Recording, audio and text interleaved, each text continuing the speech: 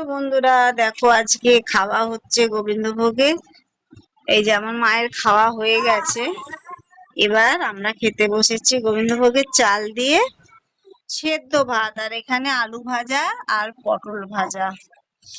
আজকে এই খাবার হবে, কারণ আজকে সোমবার, কিছু রান্না হয়নি। আজকে আমার খুব দাঁতে ব্যথা, এই পাশে দাঁতটা খুব ব্যথা করছে, তাই জন্য গলা ভাত খেতে বসে গেছি। এই দেখো আমরা এখন ভাত খেতে বসে গেছি, আজকে কোনো রান্না করিনি। আজকে আপাতত এই ভাত খাবো। জুড়ো, তাড়াতাড়ি বিছা বিছা খেয়ে নে। আমার মায়ের খাওয়া হয়ে গেছে, আমি আর আমার ছেলে বসেছি, আমার ঝিলিকেরও খাওয়া হয়ে গেছে। আজকে আর বেশি কিছু করলাম না, গলা ভাত। শুধু গলা ভাত না, তার সঙ্গে যে বাটার নিয়েছি, আমুলের বাটার, বাটার দিয়ে খুব ভাল লাগে। এই ইয়েতে নিয়েছি একটু নুন, আর আমি এখন পটল ভাজা নেবো। এই যে পটলা পটলা ভেজেছি, এই যে পটল ভাজা। বাবা আয়, চলে আয় চলে আয়। আমার ছেলে আবার পটল ভাজা খায় না, ও খায় হচ্ছে, সে খায় হচ্ছে আলু ভাজা। ওর জন্য আলু ভাজা করা হয়ে গেছে। জুড়ো তাড়াতাড়ি আয়, অনেকবার ডাকছি কিন্তু, চলে আসো জুড়ো। রান্না খেতে বসে গেছে, আলু, ছেলেকে আবার আলুটাকে না মেখে দিলে হবে না, ওকে আলু দিয়ে মেখে দিতে হয়, বাটার দিয়ে ওকে আমি মেখে দিচ্ছি, নাহলে ও খাবে না। আলুগুলো তুলে তুলে ফেলে দেবে, একদম আলু খেতে চায় না। সেদ্ধের আলু, তরকারি আলু, কোনো আলু খায় না, শুধু একমাত্র আলু ভাজাটাই খায়। তাই ওকে এনে বাবা নেই, ভীষণ মাথা, দাঁতের ব্যথা নিয়ে এত ঝামেলা হচ্ছে আমার। অনেক দিন বাদে আমার দাঁতের ব্যথাটা হলো। সেই বিয়ের আগে হতো, তখন দাঁতটা তুলেই ফেলেছিলাম, আবার আরম্ভ হয়ে গেছে আমার দাঁতের ব্যথা। আমার ছেলেও খেতে বসে গেছে, আমার ছেলে খাচ্ছে। বাবা কেমন খাচ্ছ? এই বলো, মাথা তোলো মাথা তোলো। ভালো, ভালো খাচ্ছে। আমার ছেলে মেয়ে দুজনেই ভালোবাসে এই গোবিন্দভোগের চাল দিয়ে ভাত, গলা ভাতটা খুব ভালোবাসে। যেহেতু সোমবার, তাই করে নিলাম, সবাই খেতে পারবে। আমার মা খাওয়া হয়ে গেছে, আমরা সবাই খেতে পারবো। নুন দিই, নুনটা আমি ভাত যখন করি তখনই নুনটা দিয়ে দিই ভাতের মধ্যে, আর একটু লাগবে তাই আর একটু নিলাম। কাঁচা লঙ্কা খাচ্ছি না, দাঁতটা এত ব্যথা তো, জ্বালা ঝাল আপাতত আমরা খাই না, আবার কাঁচা লঙ্কার ঝাল ভালো লাগে না।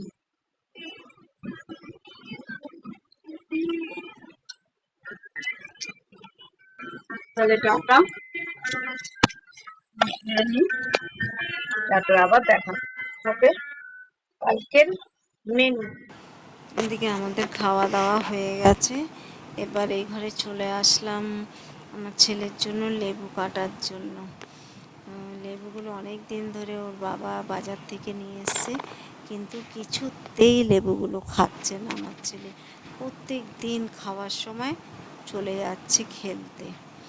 আসলে স্কুলে যায়, স্কুল থেকে আস্তে আস্তে 3:30 4:45 বাজে, খেতে বসে তখন 4:30 বেজে যায়, আর ওর লেবু খাওয়ার সময় থাকে না, ও জলটা খেয়েই দৌড় মারে। আজকে বলেছি, আজকে ওকে নিয়ে আমি স্কুলটায় না যেতে পারিনি, জানেন তো, বিশাল হয়ে গেছে। ঘুম থেকে উঠতে গিয়ে দেখলাম 9টা বেজে গেছে, ওর 9:10-এর মধ্যে বেরিয়ে যায়। আমি 10 মিনিটে আমি কিছুই করতে পারবো না, কারণ ওকে স্নান করাতে হবে, ওকে খাওয়াতে হবে, ওর জামা কাপড় পরাতে হবে, সব কিছু করাতে হবে। এই জন্য মানে কেন যেতে পারিনি পরে বলছি। এই দেখো ওকে আমি লেবুগুলো দিয়ে গেলাম। ওই লেবুগুলো, আরও লেবু আছে একদম ভর্তি প্যাকটাপ লেবু। ও ছোটোবেলার থেকে, মানে ওর জবের থেকে, মানে অন্নপ্রাশন হয়েছে তারপর থেকে আমি এই লেবু খাওয়া ধরেছি। আমার ছেলে কিন্তু প্রচণ্ড মৌসুম্বি লেবু ভালোবাসে, আমি একদম ছোট্টবেলার থেকে ওকে মৌসুম্বি লেবু খাওয়াই, এখনও খাইয়ে যাচ্ছি। ওর 9 বছর হলো, ও এখনও ওকে আমি লেবু খাইয়ে যাচ্ছি। কারণ লেবুটা এত ফল আছে, তার মধ্যে সবচেয়ে ভালো ফল হচ্ছে লেবু। কোনো সাইড এফেক্ট থাকে না, সবাই খেতে পারে, বাচ্চাদের জন্য তো একদম ওষুধের মতন পড়তো। যাই হোক, আমার ছেলেকে আমি লেবু কেটে দিয়ে আসলাম। আমি এখন ছাদে চলে আসলাম, দেখলে তো আমি হাঁপাতে হাঁপাতে উঠলাম, একবার 4 তলার উপরে ছাদ, 4 তলা, তারপরে ছাদ। আমি হাঁপিয়ে গিয়ে এবার এসে বসলাম আমার দুটো গাছের এই সামনে। দেখো, এটা 9টা 12টা একটা ফুল হয়, সেই যে মানে 10টা 12টা, 10টার থেকে 12টা পর্যন্ত এই ফুলটা ফোটে, বেশ সুন্দর। আর এটা হচ্ছে জবা গাছের ডাল, এটা হচ্ছে লঙ্কা জবা। লঙ্কা জবা মানে ছোট্ট মতন গোলাপি কালারের একটা জবা ফুল ফোটে, কি সুন্দর লাগে। এই ডালটা আমি এনে এনে পুঁতে দিয়েছিলাম, তাও 1 মাস হয়েছে। একদিন উঠেছিলাম ছাদে, আমি তো ছাদে এখন বেশি উঠি না, তবু একদিন উঠেছিলাম ছাদটা দেখতে। এখানে এই গাছটা, এই মানে এই টবটার মধ্যে আমার অন্য একটা জবা গাছ ছিল, আমি দেখতে উঠেছিলাম যে কেমন আছে না, ওটাও প্রায় মরে মরেই গেছিল। তারপরে কি করলাম, পাশেই উপরে আমাদের একজনের গাছে মানে ছাদের বাগান আছে, মানে 5 তলাতে বাগান আছে। তার কাছ থেকে আমি একটা ডাল নিয়ে আমি এখানে লাগিয়েছি, একটা জবা ফুলের ডাল নিয়ে সেটা লাগিয়েছি। বেশ দেখলাম, আমি তো ভেবেছিলাম মরেই গেছে, মানে জল তো আমি দিই না অনেক দিন বাদে বাদে। আমার মা বলে দেয়, মাই মেলতে আসে, মা আর কাকি মেলতে আসে, মা বলে দেয়। তাই আজকে গিয়ে দেখলাম কি গাছটা বেশ ভালোই হয়েছে, তার মধ্যে বৃষ্টির জলটা পড়েছে। আর আমার গাছ আমি উপরে রাখিনি, কারণ যেহেতু আমার অপারেশনের পর থেকে আমি ছাদেই উঠিনি, প্রায় 4-5 মাস তো হতেই চললো। আমার অনেকগুলো গাছ মরে গেছে, তাই জন্য আমার নিচেই সব গাছের ডাল টাল সব আমার লাগানো। আমি তো আপনাদের মানে তোমাদের তো আমি দেখিয়েছি। দেখো, আমার বলতে বলতে আমি নিচেও চলে আসলাম। কত আজকে অনেক জামা কাপড়, জানো তো, কারণ এর মধ্যে কালকের জামা কাপড়, কালকে যেহেতু বৃষ্টি হয়েছে এর জন্য কালকে জামা কাপড় আর আমার তোলা হয়নি, আমি ওই ঘরেই মেলে চলে আসলাম, একেবারে নিয়ে এসেছি। আর এদিকে আমার ছেলে খেয়ে দিয়ে ফুরুত মানে কি খেলতে চলে গেছে। আর আমি দেখালাম যেটা ব্যাংকের বই, আজকে আমি একটুখানি ব্যাংকে গিয়েছিলাম। যাওয়ার কারণ হচ্ছে আমার একটা ফ্লিপকার্টে একটা শাড়ি অর্ডার করেছিলাম, সেটা আমার পছন্দ হয়নি, মানে আমার পছন্দ হয়েছে, আমার বরের পছন্দ হয়নি। সেটা নাকি বাসনালীদের মতন শাড়িটা। যাই হোক, কাউকেই ছোট করতে নেই, ওর পছন্দ হয় নাই, যেহেতু আমরা এরকম টাইপের শাড়ি পরি না, তাই জন্য বলছে।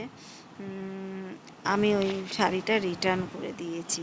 তা রিটার্ন করার পরে ওর বাবা বলল কি, রিটার্ন ফ্লিপকার্টটা খুব ভালো, তুমি যতই শাড়ি কেনো আর যাই জামা কাপড় কেনো, তোমার যদি পছন্দ হয় না তাহলে কিন্তু ওরা টাকাটা একেবারে রিটার্ন দিয়ে দেয় 4-5 দিনের মধ্যে। এবার প্রত্যেকবারেই মেসেজটা পাই, এইবারও মেসেজ পেয়েছি, কিন্তু ওর বাবা যেহেতু কনফার্ম হওয়ার জন্য এটিএমে গিয়ে চেক করে আসে, কিন্তু এবার এটিএমের যে স্লিপটা বেরোয় তার মধ্যে না এই ফ্লিপকার্টের এই টাকাটা কিছুতেই আসছিল না। এই নিয়ে আমার যা মাথায়, মানে চিন্তায় পড়ে গেছি, তোমাদের কি বলবো, যে এসছে কি আসেনি।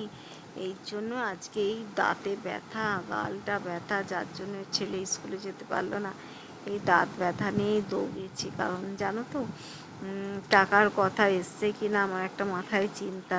যাই হোক, আমি তো আর করি না, চাকরি করি না, বাকরি করি না, আমার এই 700 টাকা আমার জমিয়ে করেছি, এটাই আমার অনেকটা, জানো তো। এই টাকাটা দিয়ে আমি ভাবছি একটা, যে আমি এত ভিডিও করি, একটা রিং লাইট কিনবো, একটা বড়, আমার নেই ওরকম। তাই ভিডিও করতে আমার খুব অসুবিধা হয়, এখানে রেখে ওখানে রেখে। তাই আজকে কনফার্ম হয়ে গেলাম যে না, টাকাটা ফেরত দিয়ে গেছে। এই 700 টাকার মধ্যে আরও কিছু যোগ করে একটা ভালো রিং লাইট কিনবো। আর এদিকে বলতে বলতে আমার বিছনাটা পরিষ্কার হয়ে গেছে। পরিষ্কার করার কারণ হচ্ছে আমি এখন একটু শোবো, আমাদের খাওয়া দাওয়া হয়ে গেছে। তাহলে এখন টাটা, আমি একটুখানি শুই, দাঁতের ভীষণ ভীষণ ব্যথা, কি করবো আর করতে পারছি না, তোমাদের সঙ্গে কথাও বলতে পারছি না। তাহলে এখন রাখছি, টাটা।